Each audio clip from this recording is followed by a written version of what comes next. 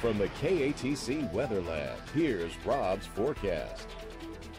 Welcome back. Well, Acadiana's weather looks fantastic over the next 10 days, a 10-day forecast suitable for framing. Meanwhile, we're on the sidelines watching not one, not two, but three hurricanes, one impacting Mexico, another one impacting the United States. We'll get to Irma in just a bit, and Jose will be sitting and spinning out in the Atlantic at least over the next 10 to 14 days, so no issues with that storm. So let's take a look first off at Irma. Live radar coming at us from San Juan, Puerto Rico, and we can see an incredible looking eye, kind of an outer eye, inner eye here, maybe getting even more organized. And if this constricts down a little bit, we might even see higher winds being posted from Hurricane Irma from the National Hurricane Center for the 7 o'clock bulletin. We'll have to wait and see. This is the radar representation over the last 6 hours as the storm really hit the British Virgin Islands very hard,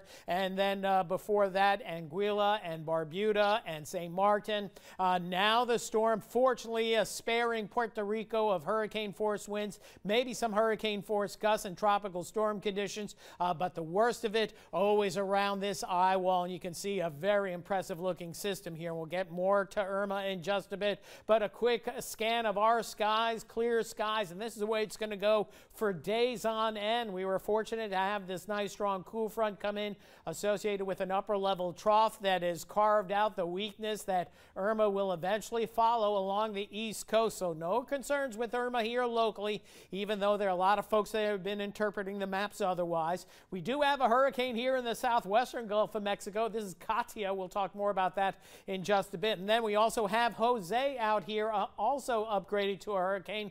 Could become a major storm down the line, but that system is going to be sitting and spinning in the Atlantic for more than a week. Meanwhile, Irma, you can see such a well-defined eye, and actually on satellite imagery, haven't seen more circular purple around the storm than we're seeing right now. So might see this get nudged up to 190-mile-per-hour winds. I have not had the opportunity to see the latest Hurricane Hunter data, but this is as strong as a hurricane as you will see.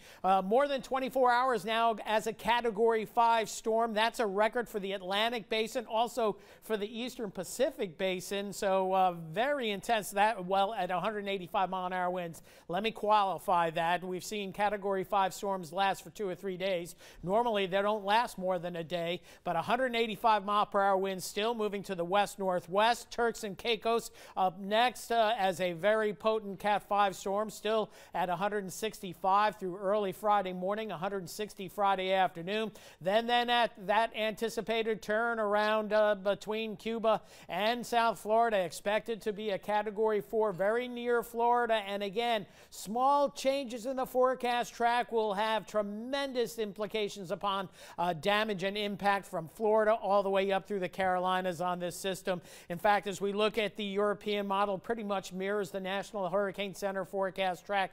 There you see Katia, there you see our Irma here, and again hitting Florida hardly as we get very into Saturday night, Sunday, and again devastation possible east coast of Florida. But you get this center just 10 or 20 miles offshore, it's going to be much better. But we're talking the whole 9 yards, not only winds but storm surge paralleling the east coast of Florida as you have those strong easterly winds coming in along the coast, and then another landfall we think right around coastal South Carolina.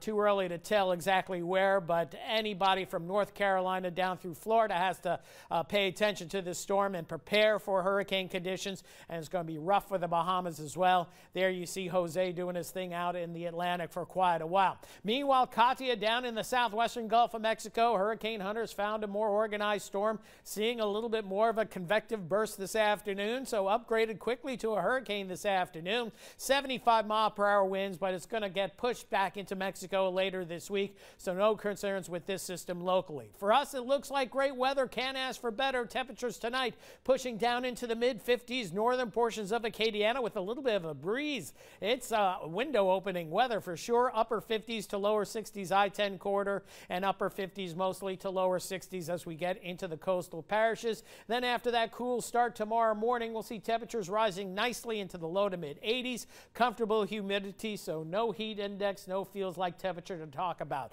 So 82 the projected high. Picture perfect day for tomorrow. Low humidity and a nice breeze, and our weather doesn't look any better than it does on this 10-day forecast. We've been waiting for this all summer long with such a wet and soupy and humid pattern.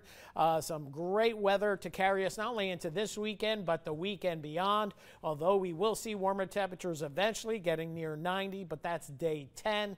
So how about 8 days of absolutely gorgeous weather ahead?